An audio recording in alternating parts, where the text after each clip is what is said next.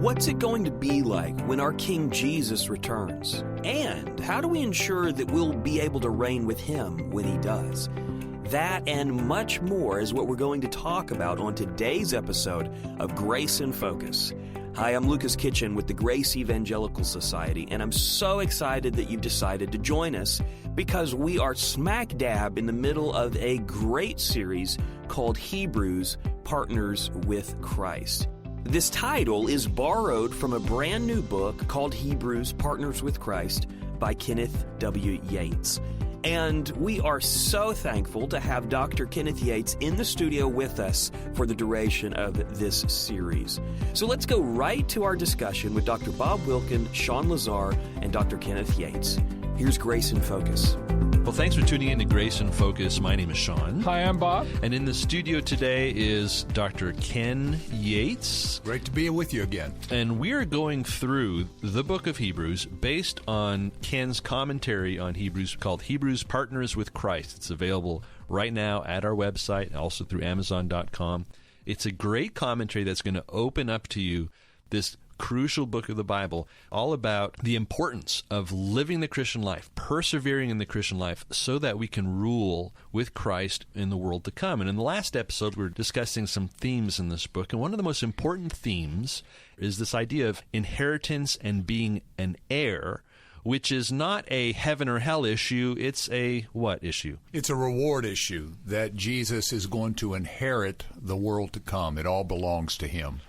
He's going to rule over it. And ultimately, that promise of inheritance, which isn't part of the doctrine of eternal rewards, also applies to us. Right, we can share and be what the author of Hebrews would say is one of Christ's companions, or the Greek word is metakos, or in the plural metakoi.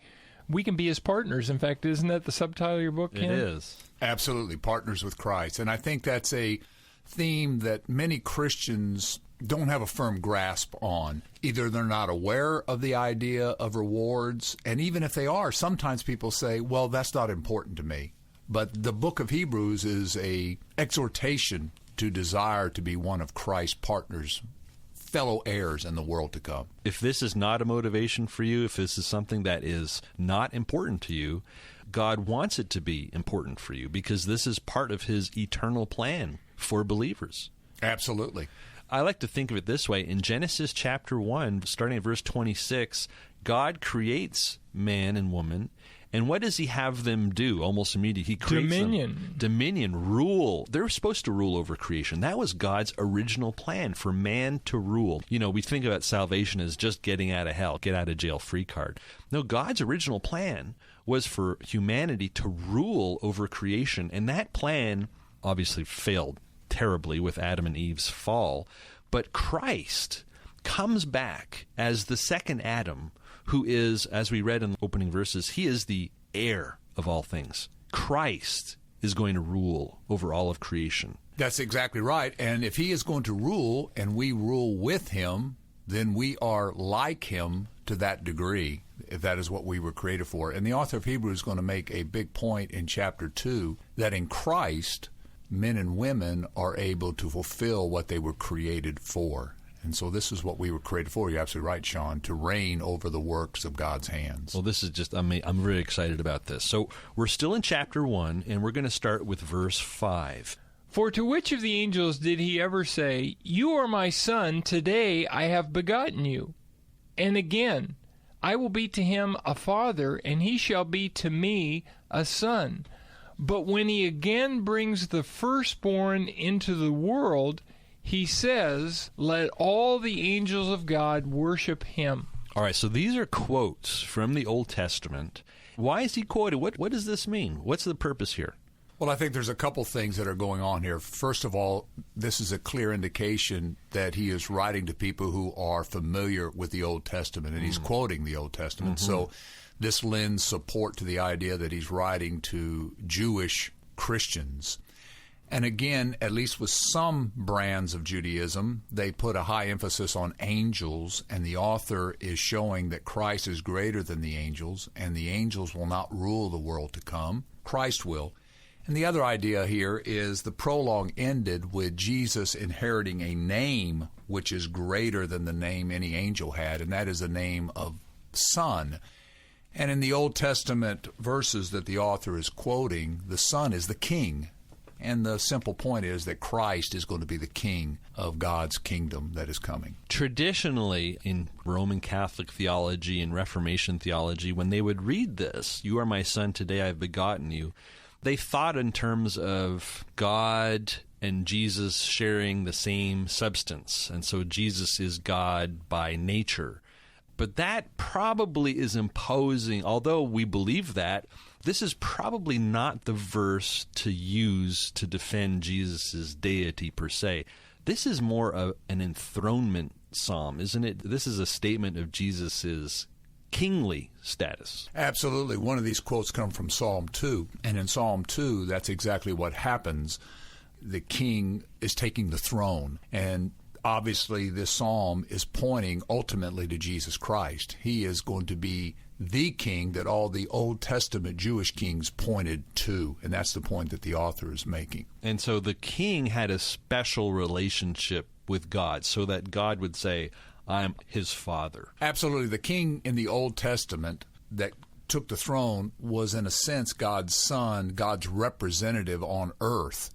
But again, these are all just foreshadowing the Son who was to come, the Son who was going to be the King of the world to come. And you see this in multiple places in Jesus' ministry. For example, at his baptism, the Father speaks, "This is my beloved Son, in whom I am well pleased." And also we see this at the Mount of Transfiguration. "This is my beloved Son, in whom I am well pleased. Hear him." And so there are multiple references where the Father publicly identifies Jesus as his Son, more than just familial relationship, that we have this type of relationship like a father and a son, but that this is the king. This is the coming king who's going to rule over my kingdom. And that's a major theme in the book of Hebrews, that this kingdom is coming.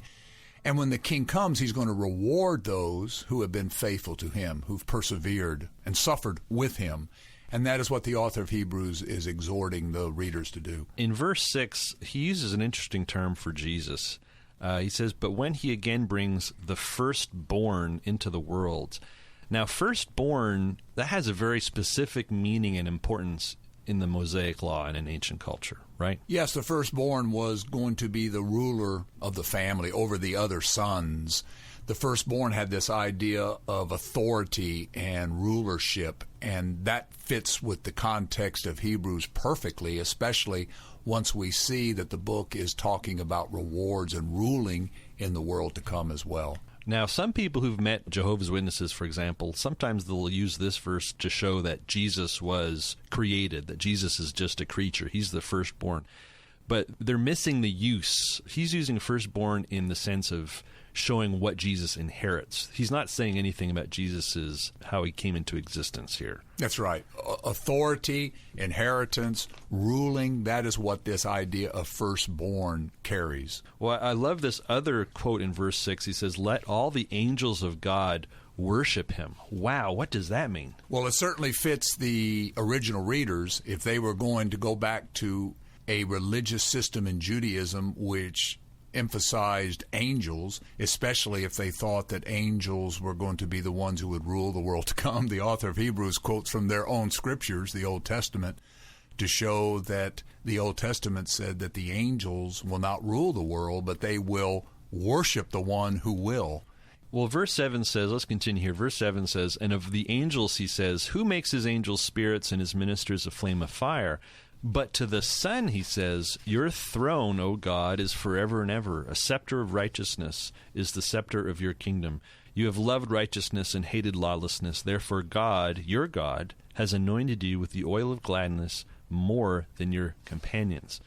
Now, there is a lot to unpack here for sure. When he says he's made his angels spirits, the word spirit could also be wind, and that's probably what the author has here when he refers to angels as wind and flames of fire.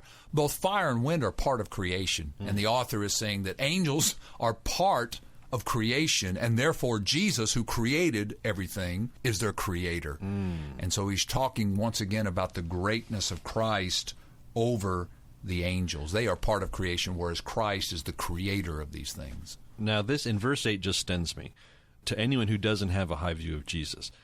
But to the Son, he says, your throne, O God, is forever and ever. A scepter of righteousness is the scepter of your king. So there you have this kingdom focus again, but he's being called God here. Yes, and what's interesting is from this psalm, God the Father is the one speaking. And so you have God the Father who is calling Jesus Christ God. This is a very clear indication that Jesus is deity and the greatness of Jesus over the angels. And again in verse 9, you have loved righteousness and hated lawlessness. Therefore God, your God, has anointed you with the oil of gladness more than your companions. So I think that's another, would you agree that's another statement of deity? Absolutely. And also verse 9 is very important in the book of Hebrews because we have our first occurrence of the word medikoi, from where I got my subtitle, Partners with Christ. This is coming from Psalm 45, which is a marriage psalm where the king is seated in his kingdom, and in this kingdom he's going to have medikoi, he's going to have partners, he's going to have those who rule with him, and they are going to be the ones who are like him, those who loved righteousness and hated lawlessness. What we've seen here is that Christ is coming again. He's coming with a scepter. He's coming as heir. He's going to rule and reign. And if you want to share in his rule and reign, then you not only need to believe in him to have everlasting life, but you need to follow him in order to be one of his companions, one of his medikoi, one of his partners in the life to come. Thanks to Shawn, Bob, and Ken for that great discussion about Hebrews. What an interesting concept, that Christ is greater than the angels. I certainly hope that you'd like to go deeper on this subject. And in Kenneth's book, there is so much to learn. I'm going to tell you how to get your very own copy of his book. You can go to faithalone.org. That's faithalone.org. You can put in the title of his book in the search bar, or you can go directly to the bookstore. Either way, it'll take you to Hebrews, Partners with Christ, and you can get your own copy. While you're on our website, I hope you'll take advantage of our many free resources. You can get a subscription to our print magazine. It's a beautiful, full-color magazine. It'll show up right in your mailbox 6 times a year once you have that free subscription. In addition to that, you can get a free subscription to our daily blog posts. I know that I'm enriched by these when they show up in my inbox. You can also subscribe for free to our podcast and listen to previous episodes of this show. We have that and much more on the website. I hope you'll take advantage of it. Now, you might be interested in becoming a financial partner with Grace in Focus. This program is made possible by the generous donations of listeners just like you. You can find out how to do that as well on faithalone.org. Well, it's Friday. We've made it to the weekend, and I hope you have a wonderful one. We'll be back on Monday to talk to you more about Hebrews, Partners with Christ. I'm Lucas Kitchen with the Grace Evangelical Society. And until next time, let's keep Grace in focus.